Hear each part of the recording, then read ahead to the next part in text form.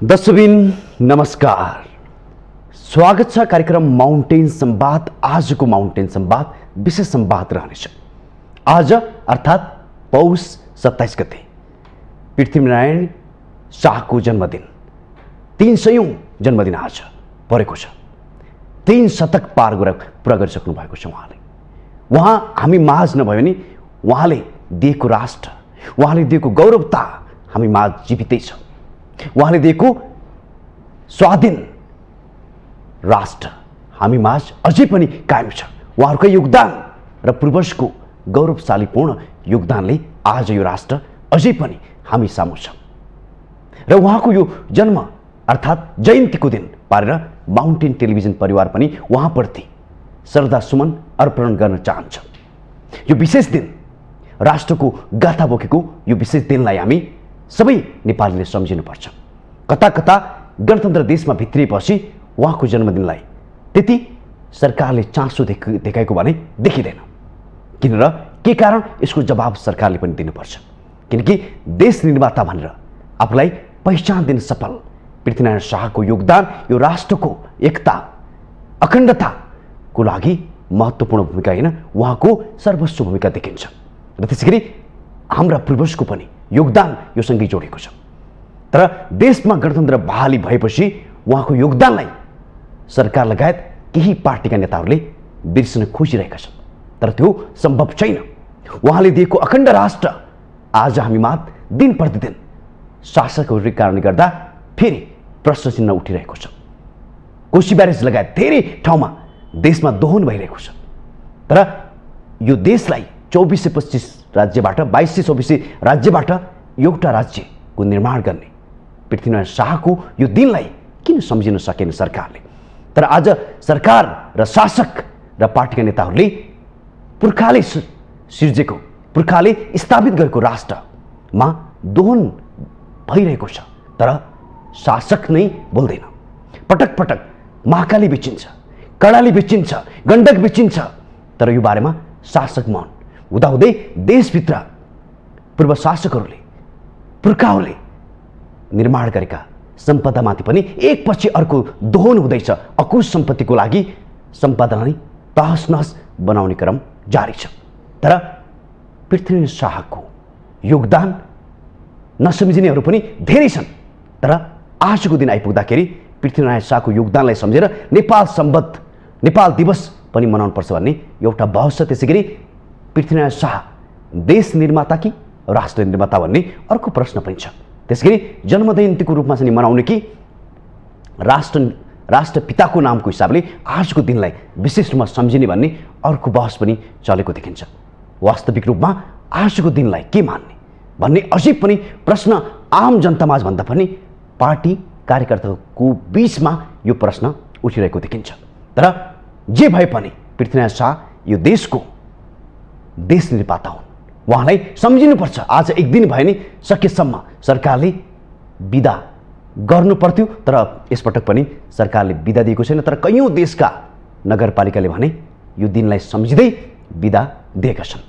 त्यो सुखद पक्ष पनि हो, किनकि जसको योगदान यो राष्ट्रको निर्माणको लागि आज देश र हामी छौँ र हाम्रो परिचय नेपाल देशले दिएको छ। त्यसको भूमिका, त्यसको जिम्मेवारी पृथ्वीनारायण शाहसँग जोडिन्छ। त्यसकारण उहाँको जन्मदिनलाई सबैले विशेष उल्लासका साथ मनाउनुपर्छ। त्यसगरी उहाँको जुन किसिमको दूरदर्शी नीति थियो, त्यसकारण उहाँ सफल पनि बन्नुभयो र आजसम्म हाम्रो देश एकताबद्ध भएर बसेको छ। उहाँबाट सिक्नुपर्ने धेरै कुराहरू छन्। आज हामी यो विषय लिएर संवाद गर्नेछौँ। संवादको लागि आज हामीसँग जोडिनु भएको छ राष्ट्रिय प्रजातन्त्र पार्टीका नेता राजाराम श्रेष्ठ। अब भने आजको यो संवाद अर्थात् विशेष संवादमा म उहाँलाई जोड्न चाहन्छु। तपाईँलाई स्वागत छ। धन्यवाद, नमस्कार।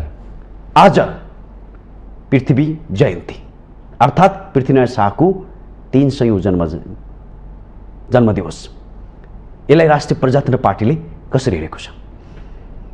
राष्ट्रिय प्रजातन्त्र पार्टीले पृथ्वी जयन्ती एवं राष्ट्रिय एकता दिवसलाई एउटा राष्ट्रिय चाडको रूपमा, राष्ट्रिय पर्वको रूपमा, भव्यता र उल्लासपूर्वक मनाउने दिनको रूपमा लिएको छ। धेरै समय अगाडिदेखि राष्ट्रिय प्रजातन्त्र पार्टीले राष्ट्र निर्माता श्री 5 बडा महाराजा धेराज पृथ्वीनारायण शाहलाई आफ्नो आदर्श व्यक्तित्वको रूपमा पनि ग्रहण गरेको छ। आजको दिन यस दिनलाई राष्ट्रिय पर्वको रूपमा मनाउने र सार्वजनिक बिदा दिनुपर्छ भनेर विगत लामो समयदेखि माग गर्दै आइराखेको पनि छ। यद्यपि आजको दिनलाई फेरि बिदा नदिने सरकारले कुचेष्टा गरेको छ। यो दिनलाई राष्ट्रिय पर्वको रूपमा मनाउने र सार्वजनिक बिदा दिनुको निमित्त अब आजदेखि नै हामीले फेरि दबावमूलक कार्यक्रमहरू गर्नेछौँ। यो आजको दिनलाई कुनै पनि जात जाति वर्ग विशेष व्यक्तिले कम आकलन गर्नै मिल्दैन। यो त नेपाल राष्ट्रको निर्माण भएको दिन हो। राष्ट्रको निर्माण भएको दिनलाई एउटा गौरवपूर्ण ढङ्गबाट मनाउनु पर्ने ठाउँमा सत्तासीन दल के आफूलाई ठुला राजनीतिक दल र तिनका नेता भन्नेहरूले यो दिनलाई कम आकलन गर्नु भनेको आफ्नो देशको अवमूल्यन गर्ने हो। आफ्नो देशको गौरवशाली इतिहासलाई नामित गर्न खोज्नु हो कि नेपाली जनता प्रति नै एक प्रकारको अपमान गर्ने काम भएको छ। यस्तो अपमानजन्य काम कदापि नेपाली जनताले स्वीकार गर्न सक्दैन, सहन सक्दैन। अब यो यस्तो अवस्था धेरै दिनसम्म रहला जस्तो मलाई लाग्दैन। नेपालले गर्व गर्ने दिन त हो नि आजको दिन। हामी नेपालको नेपाली भनेर चिनाउने दिनलाई सत्ताधारीहरूले यसलाई किन कम आकलन गरिराखेको छ? यो भनेको त देशभक्तिपूर्ण राजनीति गर्ने त्यो प्रकारको सोच प्रवृत्ति आदतै छैन। जनतालाई केन्द्रबिन्दुमा राखेर राजनीति गर्ने त्यो प्रकारको आदत नभएका मान्छेहरू सत्तामा पुगेको कारणले गर्दाखेरि आजको दिनलाई एउटा नेपालको गौरवशाली दिनलाई पनि उनीहरूले ठ्यालठटाको रूपमा लिएको छ। त्यसको परिणाम छिटै नै यी सत्ताधारी नेताहरूले भोग्नुपर्ने आउँछ जस्तो मलाई लाग्छ कि जनतामा त्यो चेतना आइसकेको छ, जनतामा त्यो जागरण आइसकेको छ कि यिनीहरूको राजनीति गराइ कता केन्द्रित छ भन्ने कुरो जनताले थाहा पाइसकेको छ। अब यसको परिणाम चाँडै आउँछ भन्ने अपेक्षा गरौँ। तपाईँलाई के जोड्नु चाह्यो भने पृथ्वीनारायण शाह राजा मात्र होइन, उहाँ देश निर्माता हुनुहुन्छ।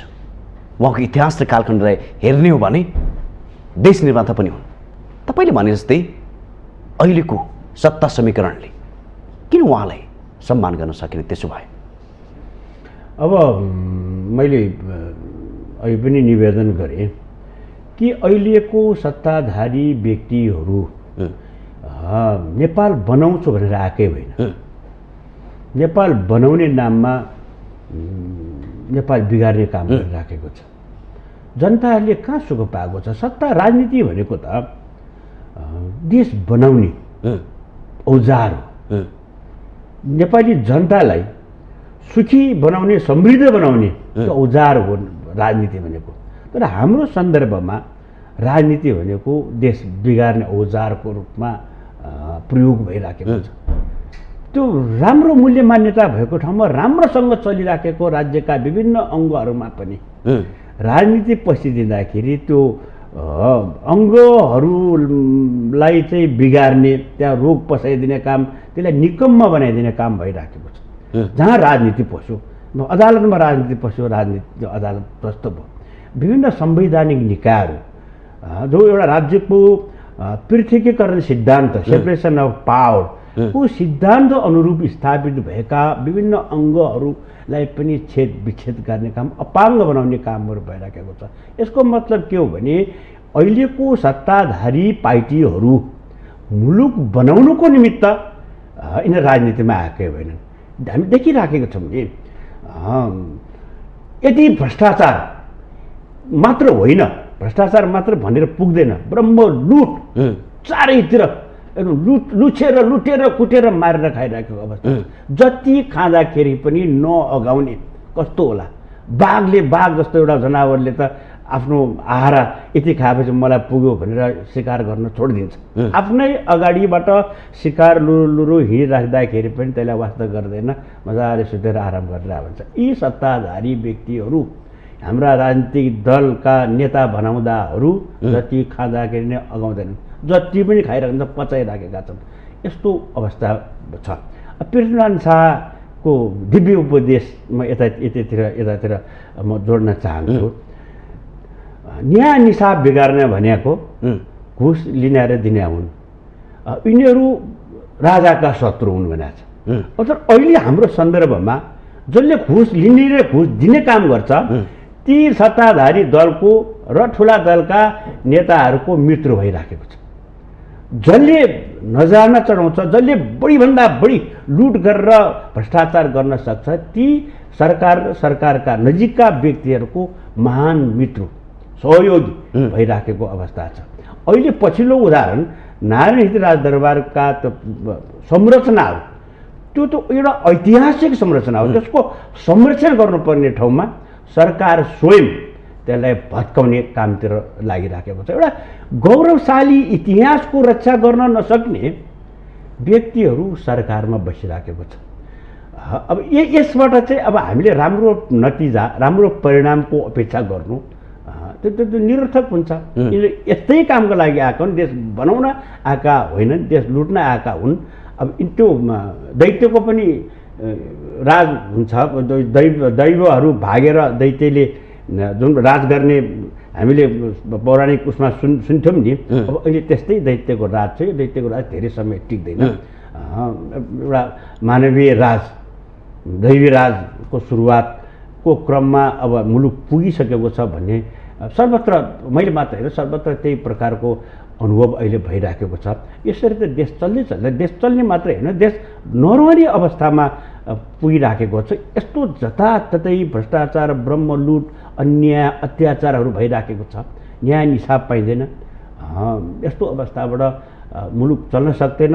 यस्तै अवस्था लामो समयसम्म रहिरह्यो भने मुलुकको अस्तित्व नै समाप्त हुने खतरा छ। त्यसकारण तपाईँ हामी सबै अहिले यसतर्फ जागरुक भएर लाग्नुपर्छ। जनताले सचेत बनाउनुपर्छ। योभन्दा बढी जनतामा चेतना फैलाएर मुलुकको अस्तित्वलाई जोगाउने तर्फ हामी सबै लाग्नुपर्छ भन्ने आजको दिनमा सबैलाई म आह्वान पनि गर्न चाहन्छु। तपाईँलाई के सोध्न चाह्यो भने पृथ्वीनारायण शाहको बारेमा अझै पनि आम जनतामा के चासो छ भने पृथ्वीनारायण शाह देश निर्माता कि राष्ट्र निर्माता भनेर प्रश्न उठ्ने गरेको छ। ठ्याक्कै भन्दाखेरि पृथ्वीनारायण शाहलाई हामीले कसरी सम्झिने, के हो खास? होइन, अब देश राष्ट्रको परिभाषा एउटै नै हो। अब तर बुझाइ त फरक देखियो। शब्द चाहिँ अब हामीले राष्ट्र निर्माता भनेर त्यही शब्द नै प्रयोग भएर आइराखेको छ धेरै समय अगाडिदेखि नै। उनले राष्ट्र निर्माण गरेका हुन्। एउटा ससाना राज्यहरू 2224 राज्यहरूलाई एकीकरण गरेर नेपाल राष्ट्रको निर्माण नभएको भए अहिले हामी नेपालको नेपाली भएर यसरी संवाद गर्न सक्ने त्यो सम्भव थिएन।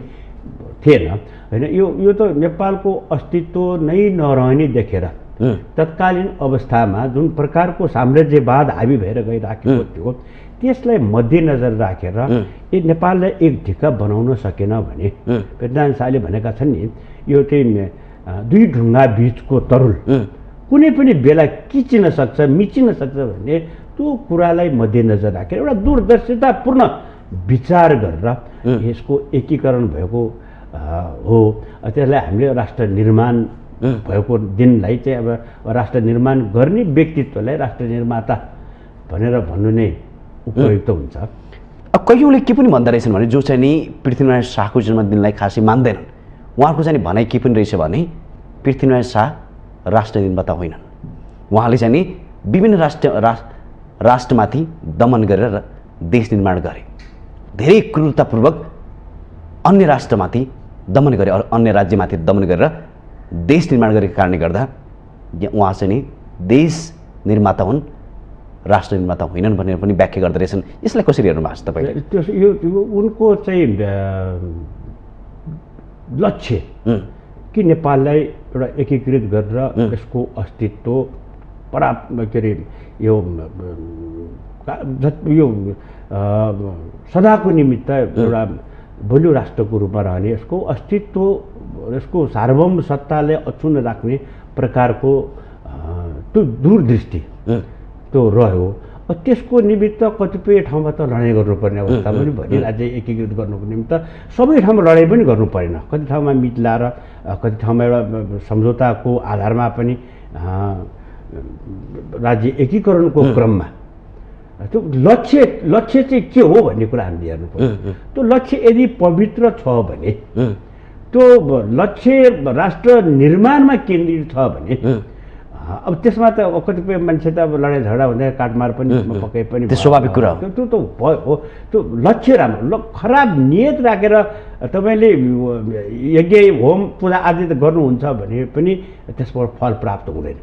त तपाईँको उद्देश्य पवित्र हुनु पर्यो, राम्रो उद्देश्यका साथ एउटा राष्ट्र निर्माणको, राष्ट्रको अस्तित्व सदाको निमित्त म रक्षा गर्छु भन्ने एउटा पवित्र मनसा राखेर गरेको काममा त यता लडाइँ त भयो कि लडाइँ त भयो नि होइन। लडाइँमा अब मान्छे काटमार हुने त अवस्था नै रहन्छ नै।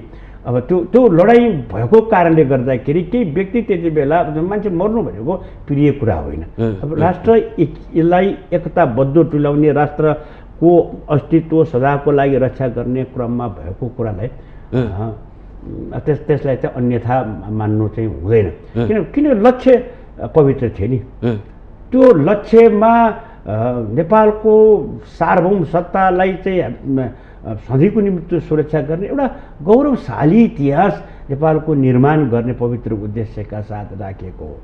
त्यसमा हेर्नुहोस्, अब पृथ्वीनारायण शाहको कुरा गर्ने हो भने यति विद्वान राजा, यति त्यो सबभन्दा त दूरदर्शी राजा, उनले भनेका दिव्य उपदेशहरू हामीले पालन गर्न सकेको भए त्यो हुबहु होइन, 100% मात्र होइन, 50% मात्र पृथ्वीनारायण शाहको दिव्य उपदेशले हामीले पालना गर्न सकेको भए अहिलेको यो देश यस्तो काली लाग्दो अवस्थामा जाने थिएन। यस्तो डर लाग्दो स्थितिबाट यो देश गुज्रिने अवस्था छैन। अहिले पनि भने मैले मात्र भनिरहेको छुइनँ, सारा नेपाली अनुभव गरिरहेको छ। यस्तै परिस्थितिबाट देश गुज्रिने हो भने अब हाम्रो अस्तित्व त नामिटै हुन्छ नि। अब त्यो एउटा भौगोलिक रूपमा पृथ्वीनारायण शाहले यो देशलाई एकीकरण एकताबद्ध गरेर एकीकरण गरेर एउटा एकताबद्ध रूपमा राखे। तर यो हाम्रो एकताबद्ध भएको देश एउटा सामाजिक सद्भाव, धार्मिक सद्भाव, हरेक प्रकारको एउटा वर्ग समन्वयको आधारमा चलिराखेको देशलाई विभिन्न बाहनामा, जातिको बाहनामा, भाषाको नाममा, पोसाकको नाममा, क्षेत्रीयताको नाममा, धर्मको नाममा विभाजन गर्ने कामहरू भइराखेको छ। यो कुरो नेपाली जनताले नबुझ्या हो र भने अब बुझ्न थाल्यो। नेपाली जनताले यस्तो भ्रम फैलायो कि यति उत्तेजना फैलायो कि राज संस्था, त्यति बेला राजतन्त्र भनिन्थ्यो, राजतन्त्र सम्पूर्ण समस्याको जड चाहिँ यो राजतन्त्र हो। राजतन्त्र समाप्त भइसकेपछि मुलुकमा समृद्धि आउँछ, शान्ति आउँछ, सुशासन आउँछ भनेर भने नि नेपाली जनताले त अब त बुझे नि किन यो राज संस्थाको जरा उखेलेको रहेछ भन्ने कुरा त नेपाली जनताले बुझे नि। यो राज संस्था रहन्जेलसम्म नेपाललाई टुक्र्याउन सकिँदैन रहेछ। त्यो राज संस्थाको अभिभावकत्व रहन्जेलसम्म मुलुकमा ब्रह्मलुट गर्न नपाइने रहेछ। नेपाललाई विभिन्न बाहनामा टुक्र्याउन नपाइने रहेछ। हाम्रो धार्मिक सामाजिक सद्भाव खैबलाउने काम भयो नि। यदि राज संस्थाको चारी भइदिएको भए आज यो हुँदैन थियो। यो हामीले त त्यो राज संस्थाको कुरो चाहिँ त्यो राजनीतिक स्वार्थभन्दा धेरै माथि उठेको संस्था हो। त्यो राज संस्थाको कुनै राजनीतिक स्वार्थै हुँदैन, कुनै दलगत स्वार्थ नै हुँदैन। त्यो संस्था चाहिँ स्वार्थरहित, राजनीतिक स्वार्थरहित संस्था हुनुपर्छ भनेर त हामीले भनिराखेको कारण नै त्यही हो। त्यसको अभावमा अहिले देशको अवस्था चित्रण गरेर हेरौँ न। गणतन्त्र अगाडिको र अहिले गणतन्त्र आइसकेपछि हेरौँ न, आकाश जमिनको फरक परिसकेको छ। कहीँ कतै सन्तोष गर्ने ठाउँ छैन। अब तपाईँ त्यो राजनीतिक अधिकारको तपाईँले कुरै गर्नुहुन्छ भने त्यो झन्झन कुण्ठित हुँदै गइराखेको छ। त्यो छाडातन्त्र छ, बोल्न मात्र पाएर त हुँदैन नि। जथाभावी बोल्न पाउने एउटा छाडातन्त्र भनेको लोकतन्त्र प्रजातन्त्र होइन। त्यसको पनि निश्चित मूल्य मान्यताहरू हुन्छ। त्यसको मूल्य मान्यताभित्र रहेर बोल्ने त्यो प्रजातन्त्र लोकतन्त्रले त देशमा समृद्धि पनि ल्याउनु पऱ्यो नि। तपाईँको त्यो आर्थिक गतिविधिलाई निर्वाध ढङ्गबाट सञ्चालन गर्ने र मुलुकको अर्थतन्त्रमा टेवा पुर्याउन सक्ने प्रकारको वातावरण निर्माण गर्नु पऱ्यो नि। अहिले हेर्नुहोस्, सबै हाम्रो अर्थतन्त्रको सूचकाङ्कहरू प्राय सबै नै सकारात्मक छैन, नकारात्मक छ। त्यो नकारात्मक नहोस् पनि कसरी? मुलुकमा समृद्धि हासिल गर्नुको निमित्त त्यसको निमित्त पूर्वाधार चाहिने पूर्वाधारहरू त तयार गर्दै जानु पऱ्यो नि। उत्पादन छैन, त्यो कहिल्यै पनि त्यो तपाईँको आवश्यक परेको बेलामा किसानले मल पाउँदैन, त्यो बिउ बिजन पाउँदैन, पाइहाल्यो भने पनि नक्कली। कहिले त मकै कुहियो, कहिले धान फलेन, भुस मात्र भयो भन्ने कुरा हामी सुन्छौँ। जहिले पनि मलको हाहाकार, बिउ बिजनको हाहाकार। अनि हाम्रो ऊर्जाशील शक्ति जसले राष्ट्र निर्माण बनाउने इन्जिन हो, युवा शक्तिले हामी त्यो श्रमलाई बाहिर निर्यात गर्छौँ। अनि महँगो चिजवस्तुहरू चाहिँ जबसम्म आयात हामी गर्छौँ, अनि हामीले चाहिँ त्यो मुलुकको समृद्धिको कुरा गरेर हुन्छ भनेको उत्पादन बढाउनु पर्यो। श्रम बाहिरबाट यहाँ आयात गरेर यहाँको उत्पादित वस्तुहरू बाहिर हामीले निर्यात गर्न सक्यौँ भने न समृद्धि आउँछ। समृद्धि भनेको त भाषण गरेर अन्तर्वार्तामा ठुल्ठुला कुरा गरेर त आउँदैन नि। त्यसको निमित्त त्यही प्रकारको कर्म, त्यही प्रकारको योजना, त्यही प्रकारको कार्यक्रमहरू ल्याउनु पऱ्यो नि। त्यस प्रकार कार्यक्रमहरू केही छँदै छैन भने यो समग्रमा के हो भने मैले अहिले पनि भने त्यो शब्द प्रयोग गरेँ, देशभक्तिपूर्ण राजनीति छैन, जनता केन्द्रित राजनीति छैन। त्यो सबै हेर्नुहोस् आफैले लाभ लिनुपर्ने, मुलुक भाँडमै जाओस्, कुरा चाहिँ गणतन्त्रको गर्ने, लोकतन्त्रको गरिरहने, जनताको गरिरहने, जनताले जति दुःख पाओस्, त्यो मतलब छैन। आफू कसरी राजनीतिबाट लाभान्वित हुने, आफ्नो परिवार र त्यो पार्टीभित्र पनि आफ्नो गुटको देखिरहन्छ। दल विभिन्न दलभित्र हामीले बहुदल देखिराखेका छौँ नि। कमसेकम आफ्नो दलभित्रका नेता कार्यकर्ताहरूलाई पनि समान दृष्टिकोणले हेर्न नसक्ने, उनीहरूले दलभित्र गरेको विकासलाई पनि सहन गर्न नसक्नेहरूले आम नेपाली जनतालाई कसरी समदृष्टिले हेर्छन् भन्ने कुरा कसरी विश्वास गर्ने, उनीहरूको समृद्धिको निमित्त योगदान पुर्याउँछ भन्ने कुरा कसरी पत्याउने। त्यस कारण त्यो अवस्था नै विद्यमान छैन। देशभक्तिपूर्ण राजनीति जबसम्म हुन्न, जबसम्म जनता केन्द्रित राजनीतिले प्रश्रय पाउँदैन, मुलुकको अवस्था यस्तै हो। यतिसम्म मात्र रह्यो भने पनि गनिमत, यतिसम्म नरहला भन्ने डर छ हामीलाई। फेरि मैले के जोड्नु चाहेँ भने अझ एक पङ्क्तिले के भन्छ भने आजको दिनलाई नेपाल दिवस पनि मनाउनुपर्छ भनेर संवाद गरिएको छ। अझ भन्नै पर्दाखेरि साझा पार्टी त्यसै गरी अर्को पक्षले के भनिरहेको छ भने आज राष्ट्रिय दिवसको रूपमा पनि मनाउनुपर्छ भनेर भनेको देखिन्छ। र तेस्रो धार भनेको जयन्ती नै मनाउनु हुँदैन भन्ने तीनवटा धार देखिन्छ। राष्ट्रिय प्रजातन्त्र पार्टीको ठ्याक्कै धारणा के हो? आजको दिनलाई के को रूपमा मनाइनुपर्छ? देशको इतिहासलाई गौरव मान्ने हो भने, देश बलियो बनाउनुपर्छ भन्ने मान्यता राख्ने हो भने एउटा देशको गौरव गाथा गाउने दिन हुन्छ नि। आजको दिन त्यो देशको गौरव गाथा गाउने दिन हो। हामीलाई नेपालको नेपाली भनेर राख्न सक्ने त्यो एउटा दिवस, आजको दिवस राष्ट्रिय दिवस हो, एकता दिवस। त्यसलाई त्यो एउटा गौरव गर्ने दिनको रूपमा तपाईँ जे शब्द दिनुहोस्, आजको दिन राष्ट्रको दिवस हो, राष्ट्रिय दिवस हो। आजको दिनलाई सरकारले राष्ट्रिय दिवसको रूपमा मान्नै पर्ने दिन हो। त्यसको निम्ति सार्वजनिक बिदा दिएर राष्ट्रको पहलमा देशव्यापी रूपमा नेपालको गौरव गाथा गाएर हिँड्नु पर्दैन भनेको। अनि के हामी नेपालको नेपाली होइनौँ? के विदेशी सोचले सधैँ राजनीति गरेर टिकाउ हुन्छ? यो आज सार्वजनिक बिदा दिनुपर्ने दिन हो। हेर्नुहोस् न, आलु दिवस भनेर बिदा दिन्छ, प्याज दिवस, काउली दिवस बिदा दिने, अनि राष्ट्रको दिवस चाहिँ कहिले त? राष्ट्रको दिवस चाहिँ नमनाउने? एउटा विभिन्न समूहको, मैले त्यसको विभिन्न समूहको आफ्नो पहिचान छ, तिनीहरूको मैले विरोध गर्न खोजेको होइन। सबैले आफ्नो धर्म, आफ्नो सम्प्रदाय प्यारो हुन्छ। तर राष्ट्रको त्यही दिवसको दिन राष्ट्रले एउटा गौरवका साथ मनाउनु पर्ने दिनलाई चाहिँ यति अपेक्षा गर्नु राष्ट्रद्रोही हो। यो यिनीहरूबाट राष्ट्रको भलो कल्याण हुँदैन। तर राष्ट्रद्रोही काम गर्नेहरूलाई राष्ट्रिय दिवसको अर्थ के था? यो भन्छ नि, यो बन्दर क्या अदरक का स्वाद क्या जाने भन्ने यस्तो एउटा प्रकारको छ नि। त्यो बाँदरलाई त्यो अदुवाको स्वाद नपाए जस्तै थाहा नपाए जस्तै हो। यिनीहरूलाई राष्ट्रिय दिवसको महत्त्व थाहा नपाएको भन्ने हो कि थाहा पाइकन पनि विदेशीलाई रिझाउनुको निमित्त हाम्रो राष्ट्रिय दिवसलाई एउटा नजरअन्दाज गर्ने काम गरिराखेका हुन्। अब त्यो समयले बताउने कुरा हो। अब त्यो समय फेरि पनि भन्छु म त्यो अब टाढा छैन। राष्ट्रिय प्रजातन्त्र पार्टीले यसपटक पृथ्वीनारायण शाहको जन्मदिनलाई उत्साहपूर्वक मनाउनुको लागि तपाईँहरूले सरकारलाई पहल गर्न सक्नु भएन? होइन, अब हामीले पहल गऱ्यौँ। वर्तमान प्रधानमन्त्रीलाई आजको दिनलाई राष्ट्रिय दिवसको रूपमा मनाउने र सार्वजनिक बिदा दिनुको निमित्त हामीले ज्ञापन पत्र दियौँ। यो गर्नुहोस्, भएन भने हामी आन्दोलनमा जान बाध्य हुन्छौँ भनेर भन्यौँ। बिदा दिएन।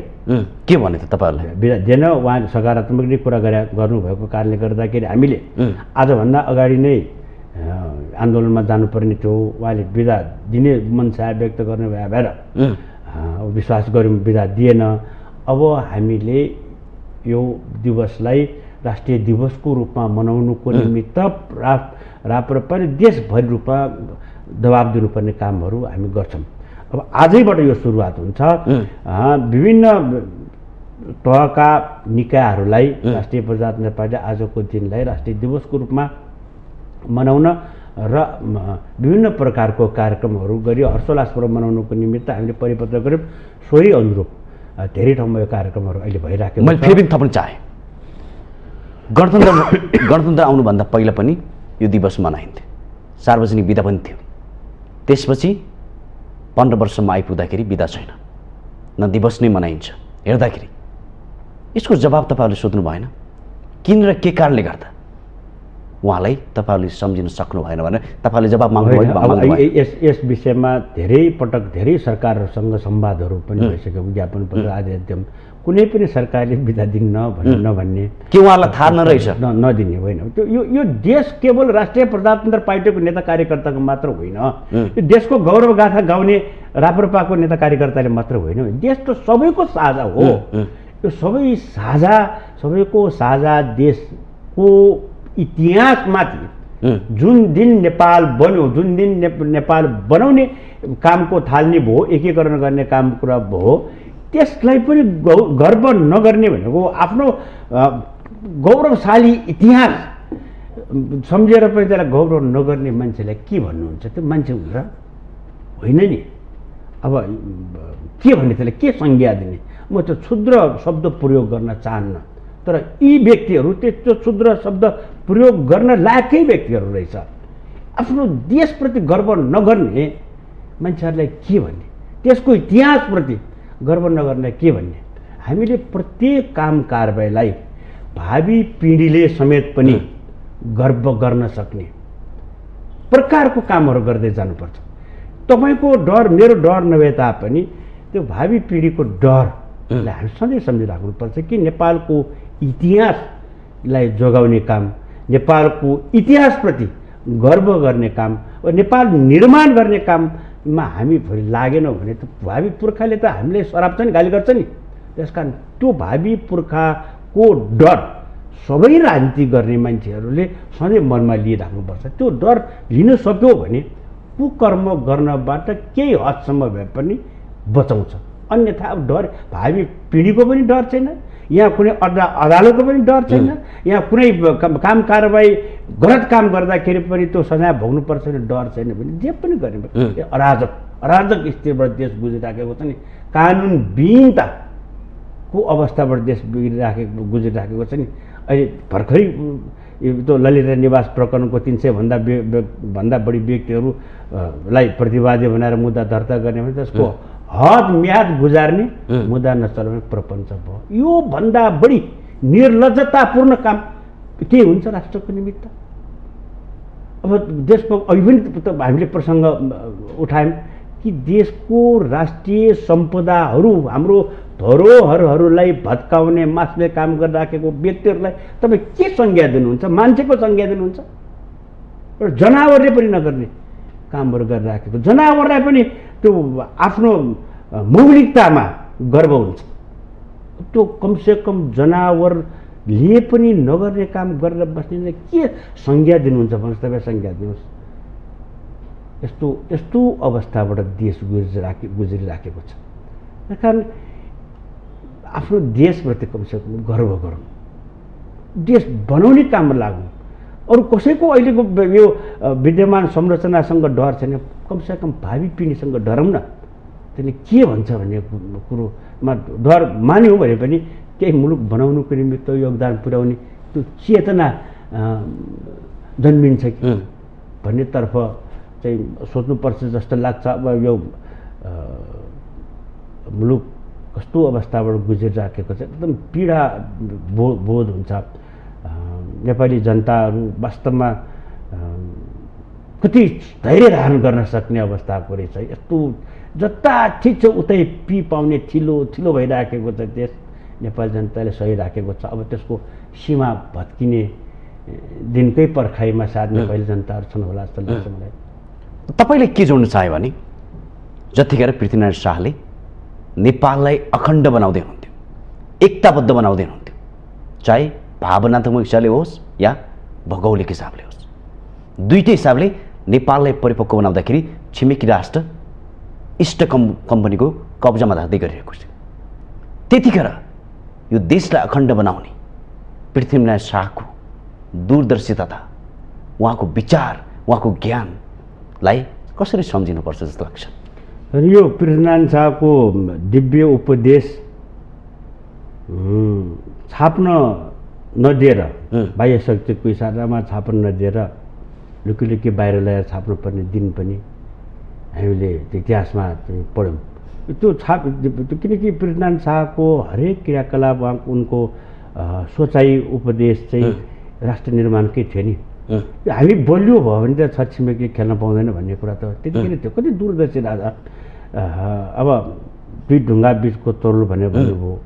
अब यो सबै जात जातिलाई एकताको सूत्रमा आबद्ध गरेर राख्नलाई यो 4 वर्ण 36 जातको साझा फुलबारी कि यहाँ कि सबै साझा फुलबारी भनेर कसैको यहाँ बढी सरोकार, बढी स्टेक र कसैको कम भन्ने कुरा होइन। सबै जात जातिको एउटा साझा फुलबारीको रूपमा यसलाई निर्माण गरे। कस्तो दूरदर्शी अहिले को अवस्था हेरौँ न भनेको। त्यो साझा फुलबारीलाई चाहिँ तपाईँको मात्र फुलबारी बनाउनु खोज्ने, मेरो मात्र फुलबारी गर्न खोज्ने, यो कुनै जात विशेषको मात्र, कुनै सम्प्रदायको मात्र, कुनै धर्मको मात्र फुलबारी बनाउने त्यो प्रकारको प्रयत्न भयो नि। त्यो एकदम त्यो लुस्ने हाम्रो नक्सा चाचुत पार्ने किसिमको काम कारबाहीहरू पनि हुन थाल्यो। र कस्तो राष्ट्रियताप्रति ओतप्रोत त्यो राष्ट्रिय भावना कति मजबुत भएर मनभित्र बसेको त्यो राजा, त्यस्तो दूरदर्शी राजाको दिव्य उपदेशले हामीले राम्रो पालना गर्नुपर्छ। तर गरिएको छैन। हरेक दृष्टिकोण तपाईँ अहिले हेर्नु न, तपाईँको कहाँ घर बनाउने, कहाँ कुलो लगाउने, त्यो खानी भएको ठाउँमा बस्ती सारेर कुलो लगाएर त्यहाँ बस्ती गर्नु, कहाँ कृषि उत्पादन हुने ठाउँमा गर्नु भन्ने कुरा अहिले न कुलो लाग्ने ठाउँ, न औद्योगिक क्षेत्र बनाउने ठाउँ, न त खानी हुने ठाउँ, सबै ठाउँमा कब्जा गरेर बसिरहेको छ। हुँदा त्यो फेरि जोड्न चाहे मैले बालुवाटार अब सिद्धाउने कामहरू भइराखेको छ। त्यो गरे बापत दण्डित हुन नपर्ने, फेरि मुलुकको सम्पत्तिलाई निजी बनाएर खाँदा त फेरि दण्डित पनि हुनुपर्ने। कस्तो प्रकारको राज्य व्यवस्था हामीले अँगालेर बसिराखेका छौँ। त्यो तपाईँले गलत गर्यो, तपाईँले राज्यको सम्पत्तिलाई सिद्ध्यायो वा त्यसलाई समाप्त पार्न खोज्यो वा तपाईँको नाममा गर्न खोज्यो भने त तपाईँ दण्डित हुनु पर्दैन। ल ठहर भएन, त्यो थाहा नपाएन खायो भने ठिकै छ। तर तपाईँले खायो, त्यो बदमासी गर्यो भन्ने कुरा ठहर भइसकेपछि तपाईँ दण्डित हुनु नपर्ने। कस्तो किसिमको राज्य प्रणाली अँगालेर बसिराखेका छौँ भने यो यस्तो राज्य प्रणाली अँगालेर बसेर मुलुक कहिले बनाउने हो। त्यसकारण पृथ्वीनारायण शाहको हरेक दिव्य उपदेश राष्ट्र निर्माणको निमित्त उपयोगी छन्, प्रभावशाली छन्। एकदम अहिले पनि यति सान्दर्भिक छन् नि। त्यसको दिव्य उपदेशको हामीले पालना गऱ्यौँ भने, चाहे तपाईँ त न्याय क्षेत्रको कुरा गर्नुहोस्, चाहे तपाईँ सामाजिक क्षेत्रको, चाहे धार्मिक राजनीतिक हरेक क्षेत्रको कुरा चाहिँ अहिले पनि यति समय सान्दर्भिक छ त्यो एउटा साँच्चै नै त्यो एउटा मुलुक बनाउने मन्त्र, त्यो एउटा उपदेश उहाँबाट सिक्न सकिन्छ। एकदम सक्छौँ। तपाईँलाई फेरि मैले के जोड्नु चाहेँ भने जसरी हामीले प्रश्न गर्दाखेरि गण्डक सम्झौता देश विपरीत किन भयो, महाकाली सम्झौता किन विपरीत भयो भन्दाखेरि त्यतिखेरको समय त्यस्तै थियो भनेर चाहिँ नि टार्न खोजिरहेका देखिन्छन्। मैले अघि पनि जोडेँ, पृथ्वीनारायण शाहको विदेश नीति, सामाजिक नीति हेर्दाखेरि निकै नै सबल शक्तिशाली देखिन्छ र विश्व जगतमा जुन किसिमको द्वन्द्वबाट सुरक्षित गरेर आफ्नो देशलाई त्यतिखेर जोगाउनु पर्ने जुन किसिमको उहाँले बुद्धिमत्ता प्रयोग गर्नुभएको थियो त्यो साँच्चीकै सराहनीय छ। छिमेकी राष्ट्र भारत इस्ट कम्पनीको कब्जामा गइसकेको अवस्था देखिन्छ हेर्दाखेरि अहिलेको नेता र पृथ्वीनारायण शाहमा फरक कसरी हेर्नुहुन्छ तपाईँले? होइन, अहिलेको नेता र पृथ्वीनारायण शाहको हामीले तुलना त गर्न मिल्दैन, तर मैले जोड्नु खोजेको मात्रै उहाँहरू चाहिँ अरूलाई दोष दिइराख्नु भएको छ हेर्दाखेरि। होइन, पृथ्वीनारायण शाह केवल देश बनाउनुको निमित्त मात्र लागे। अब अहिलेको मान्छेहरू पृथ्वीनारायण शाहले बनाएको देशलाई कसरी टुक्राउने, त्यसबाट कसरी लाभ हासिल गर्ने भन्ने तर्फ मात्र केन्द्रित भएर लागिराखेको त्यो अवस्था छ। त्यो तुलना गर्नै मिल्दैन। त्यो तुलना गऱ्यो भने त अत्याचार हुन्छ नि। त्यस्तो तुलना गर्ने नै कुरा नै होइन।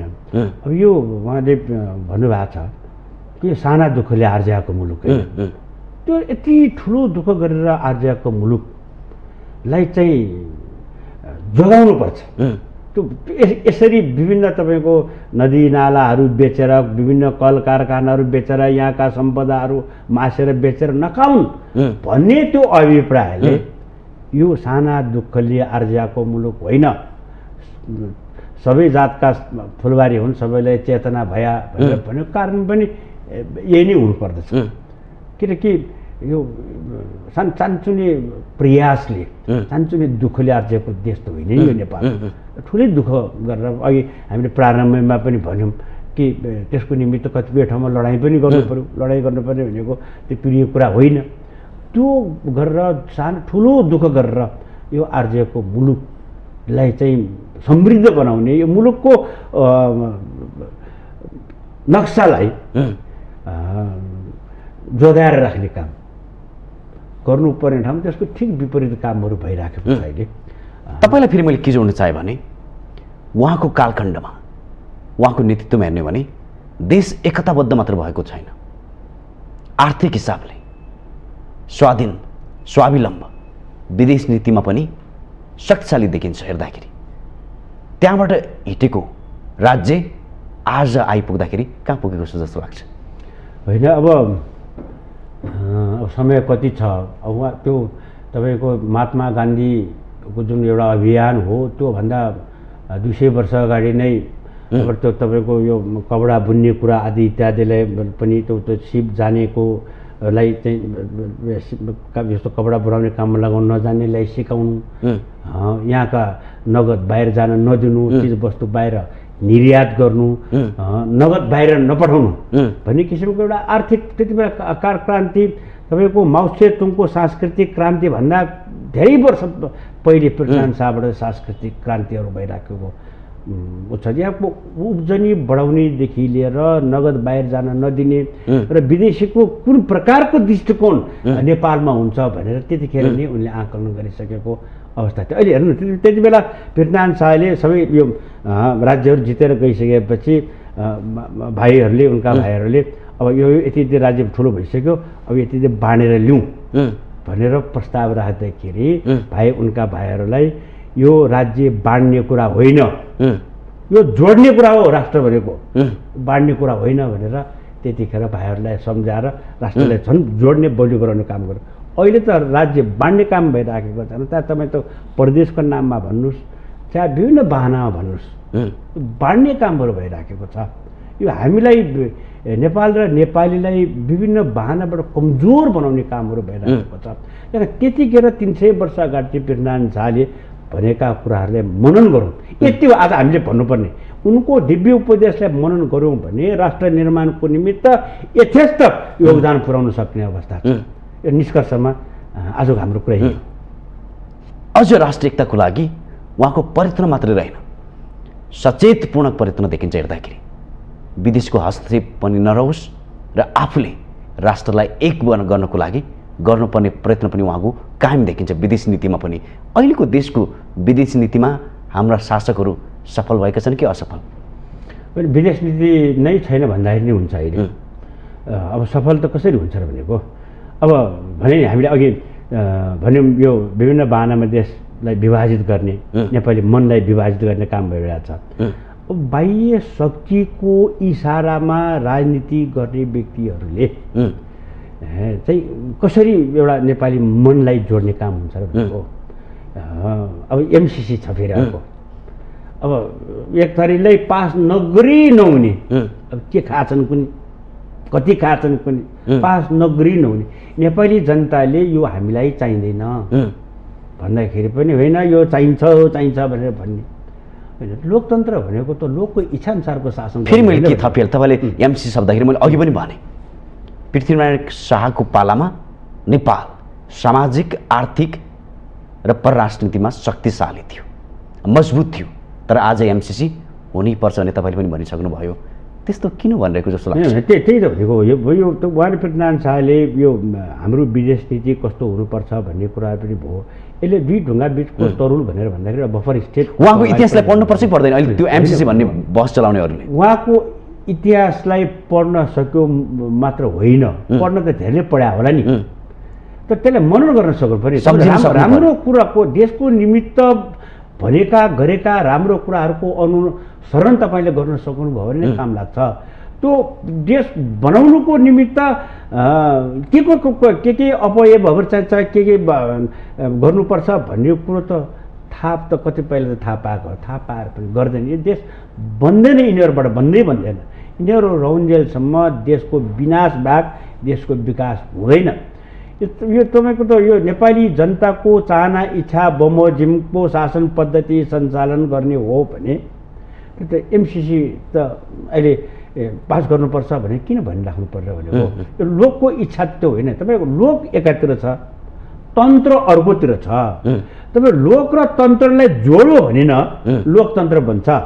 अनि लोक सधैँ रोइरहने, दुःख पाइरहने, अनि तन्त्र चाहिँ मोज मस्ती गरेर राख्ने, अनि यसलाई लोकतन्त्र होइन। लोक अर्कोतिर छ, तन्त्र अर्कोतिर छ। लोक र तन्त्रलाई जोडिएको छैन। लोकतन्त्र छ तर लोक एकातिर तन्त्र अर्कातिर छ। त्यस कारण त्यो लोकतन्त्र जोडिएको छैन, एक ठाउँमा छैन। यदि लोकतन्त्र एकै ठाउँमा हो भने लोकको शासन, लोकको सम्मति अनुसारको शासन चल्नु पर्यो नि। लोक सम्मति अनुकूल शासन चल्नेलाई त लोकतन्त्र प्रजातन्त्र भने भनिन्छ नि। लोकको सम्मति अनुसार शासन चलिराखेकै छैन। त्यस कारण हाम्रो विदेश नीति परराष्ट्र नीति एउटा सह अस्तित्वको आधारमा, एउटा पञ्चशीलको हुन्छ नि त्यसको आधारमा हामी चलेकै छैन। एउटा यो राजनीति त अकुत सम्पत्ति कमाउने माध्यम भएको छ। त्यो बाह्य शक्तिबाट लाभ लिएर वा या यो देशकै सम्पदा, देशकै विभिन्न माध्यमबाट दोहन गरेर खाने यति लाभ। हेर्नुहोस् यो मैले बारम्बार भन्न थालिसकेको छु कि यो राष्ट्रको सरकारको आम्दानी भन्दा, सरकारको आयभन्दा माफिया र तस्करहरूको आय बढी छ अहिले त्यो बढी छ। अनि त्यो नाजायज रूपमा तस्करहरूले, माफियाहरूले कमाएको धन राजनीतिमा छरिया छ, विभिन्नमा छरियो। अनि त्यसपछि यो यस प्रकारको विध्वंस भइराखेको छ। यदि सरकारको आय बढी हो, यो माफिया तस्करहरू अपराधीहरूको चलखेल नहुँदो हो त देश यति विघ्न घाइते हुने थिएन। घाइते भएर छटपटाइराखेको छ नि। अब त्यसको पैसा जताततै छरिया छ, कहीँ छानबिन छैन, खोजबिन छैन, अनुसन्धान छैन, कारबाही छैन, केही पनि छँदै छैन। त्यस कारण हामीले लोकतन्त्र त एउटा शब्द मात्र प्रयोग गर्ने हो। लोकतन्त्र अर्कै छ, लोक अर्कोतिर छ, तन्त्र। तपाईँलाई के जोड्न मन लाग्यो? आजको संवाद अखण्डताको संवाद हो, एकताको संवाद हो। त्यसका प्रतीक पृथ्वीनारायण शाह जो राष्ट्र निर्माता हुनुहुन्छ। तर आज यहाँसम्म आइपुग्दाखेरि, अहिले संवाद गर्दाखेरि पनि उहाँले नै निर्माण गरेका सम्पदाहरू, देशका सिमानाहरू मिचिएका छन्। सम्पदाहरू देशका शासकहरू नै तहस नहस पार्न तल्लीन भएको भन्ने कुरा समाचार बाहिर आइरहेको छ। यो कुरा तपाईँले पनि सुनिसक्नु भएको छ। यो दिनलाई सम्झेर जो यो कुरामा तल्लीन भइरहेका छन् उहाँहरूलाई हेर्दाखेरि, उहाँहरूको समाचार सुन्दाखेरि के लाग्छ तपाईँलाई? अब देशको धरोहर, देशको सम्पदाको संरक्षण नगर्ने, देशका आदर्श व्यक्तित्वहरूलाई सम्मान नगर्ने अनि विदेशी व्यक्तिहरूलाई पूजा गर्ने, तस्बिरमा माल्यार्पण गर्ने अनि हाम्रो देशका राष्ट्र निर्माण गर्ने व्यक्तिहरू, राष्ट्रको समुन्नतिको निमित्त आहुति दिने, प्रजातन्त्रको निमित्त, लोकतन्त्रको निमित्त आहुति दिने शहीदहरूको शालिग तोडफोड गर्ने, भत्काउने अनि अरू त्यो विदेशी नेताहरू माल्यार्पण गर्ने, जुत्ता फुकालेर ढोग्ने अनि हाम्रो त्यहाँ जुत्ताले लात्ताले हान्ने त्यो प्रवृत्तिलाई के भन्यो भन्ने, यो मानवीय शासन होइन, यो दानवीय शासन हो। अब अन्त्यमा हामीसँग धेरै टाइम छैन। आजको यो जन्म जयन्ती अर्थात् पृथ्वीनारायण शाहको 300औं जयन्तीलाई राष्ट्रिय प्रजातन्त्र पार्टीले कसरी मनाउँछ? अन्तिममा मैले अघि पनि भनेको थिएँ, राष्ट्रिय प्रजातन्त्र पार्टीले यो दिवसलाई अत्यन्त श्रद्धापूर्वक, अत्यन्त हर्षोल्लासपूर्वक र भव्यताका साथ मनाउने एउटा परम्परा नै भइसकेको छ। त्यो परम्परा अन्तर्गत आज पनि राष्ट्रभरि रूपमा विभिन्न तहमा कहीँ माल्यार्पण गरेर, कहीँ गोष्ठी गरेर, कहीँ चियापान गरेर, कहीँ र्याली गरेर, कहीँ जुलुस गरेर गरिरहेका छौँ। एक बेरिया उपत्यकाको हकमा आज हामी 11:30 बजे भेलकुटे मन्दिरमा भेला भएर पृथ्वीनारायण शाहको शालिगमा माल्यार्पण गर्ने त्यो कार्यक्रम छ उपत्यका हकमा। बाहिर चाहिँ अब सबै जिल्लाहरूमा, सबै पालिकाहरूमा, सबै वडाहरूमा मनाउनुको निमित्त हामी परिपत्र गरिसकेका छौँ। अर्को खुसीको कुरो, राजा ज्ञानेन्द्र पनि यसपटक पृथ्वीनारायण शाहको शालिगमा माल्यार्पण गर्न आउने कुराले नेपाली जनता गदगद भएका छन्, खुसी भएका छन्। पक्कै पनि राष्ट्रिय प्रजातन्त्र पार्टीले मात्रै होइन, सबैले उहाँको जन्मदिनलाई आज उल्लासको साथ मनाउनु। यो केवल राष्ट्रिय प्रजातन्त्र पार्टीको निमित्त मात्र गौरव गर्ने दिन आज हुँदै होइन नि, सम्पूर्ण देशव्यापी जसले यो नेपालको नेपाली भएर बस्न पाएका छन् सबैले आजको दिनलाई गर्व गर्ने विशेष रूपमा मनाउने दिन हो नि। केवल राप्रपाको निमित्त मात्र आजको राष्ट्रिय एकताको दिवस, पृथ्वी जयन्तीको दिन होइन, सबैको निमित्त एउटा आज गौरवशाली दिन हो। सबैले मनाउनुपर्छ भन्दै यो समय र संवादको लागि जोडीमा यसको लागि पनि धेरै धेरै धन्यवाद दिँदै बिदा हुन चाहन्छु। नमस्कार। धन्यवाद, नमस्कार। दर्शकबिन, पक्कै पनि राष्ट्रको निर्माता जसले आज नेपाल देश हामी सामु कायम गर्न ठुलो भूमिका खेले, ठुलो सङ्घर्ष गर्नु पर्यो। उहाँको दिनलाई आज राष्ट्रिय प्रजातन्त्र पार्टीले मात्र होइन, कुनै व्यक्तिले मात्र होइन, सबैले सम्झिनुपर्छ, सबैले सम्मान गर्नुपर्छ। उहाँको जन्म जयन्तीलाई सबैले श्रद्धा सुमनपूर्वक मनाउनुपर्छ भन्दै आजको यो विशेष संवादबाट म कार्यक्रम सञ्चालक खगेन्द्र विष्ट बिदा हुन चाहन्छु। नमस्कार।